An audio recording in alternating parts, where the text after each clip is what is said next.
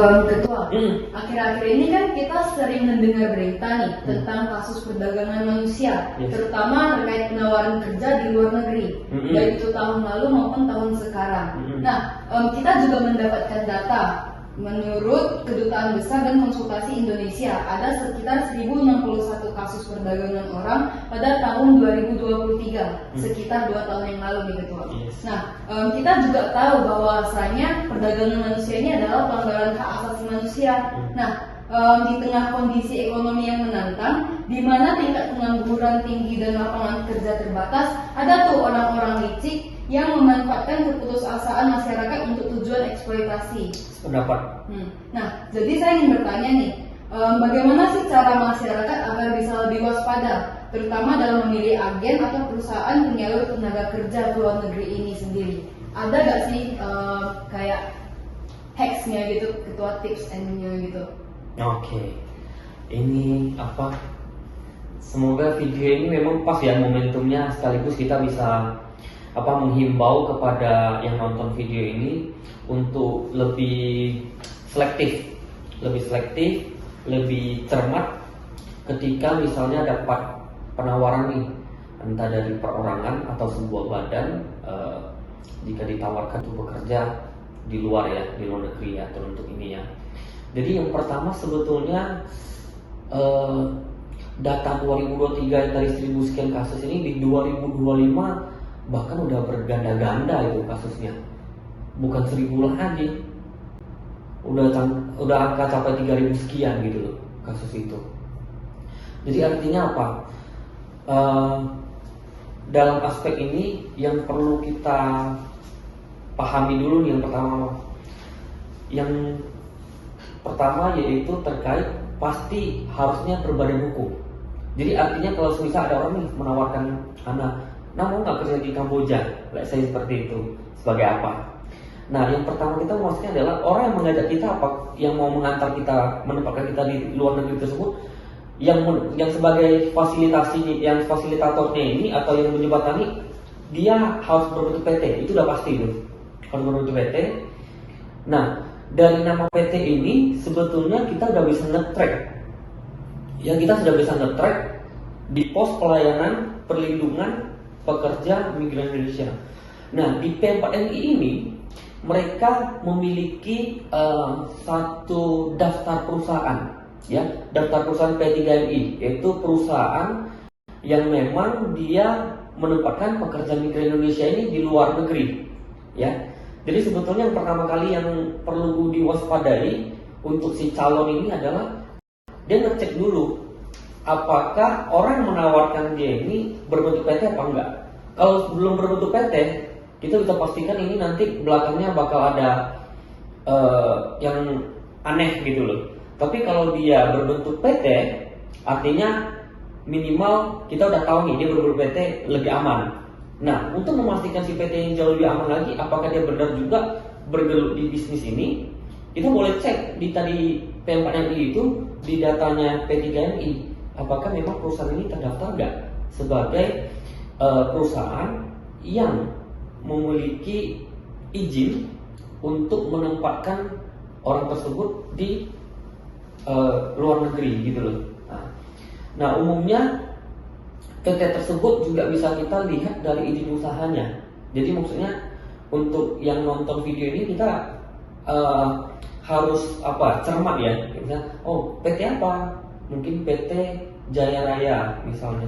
Nah, Jaya Raya ini izin usahanya apakah ada mencantumkan bahwa dia bergerak di aktivitas penyeleksian, penempatan tenaga kerja di luar negeri.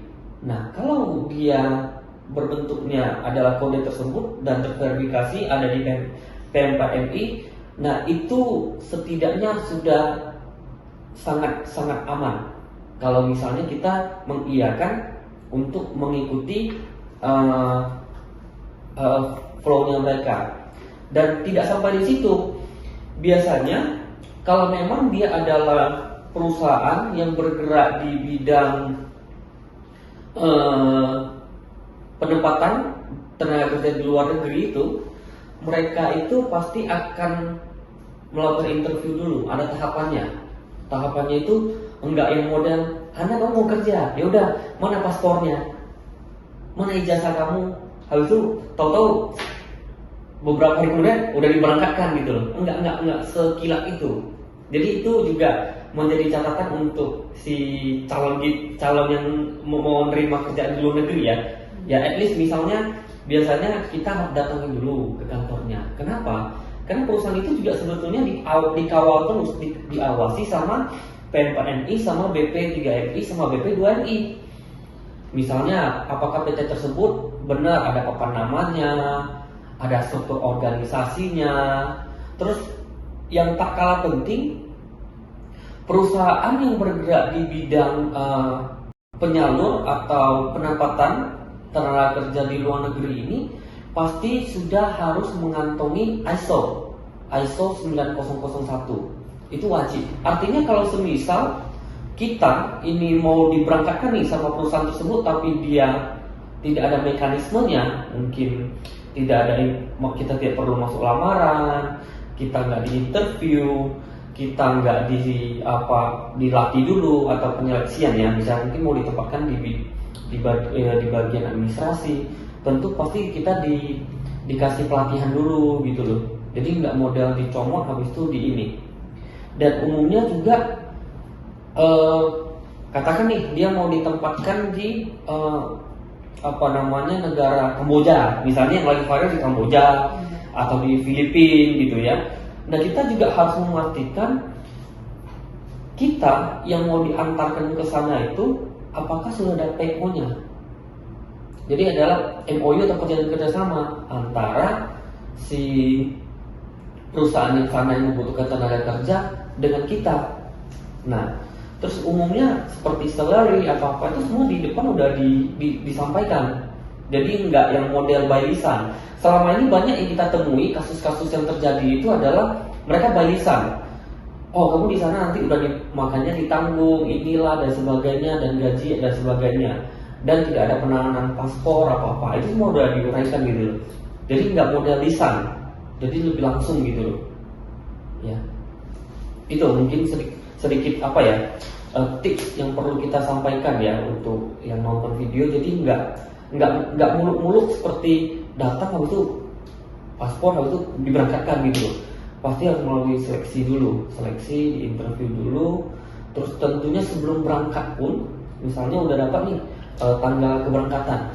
Tanggal keberangkatan itu pun wajib nanti dilapor juga di Depnaker, di keimigrasi itu dilapor juga bahwa ada WNI yang akan diberangkatkan ke Kamboja untuk bekerja.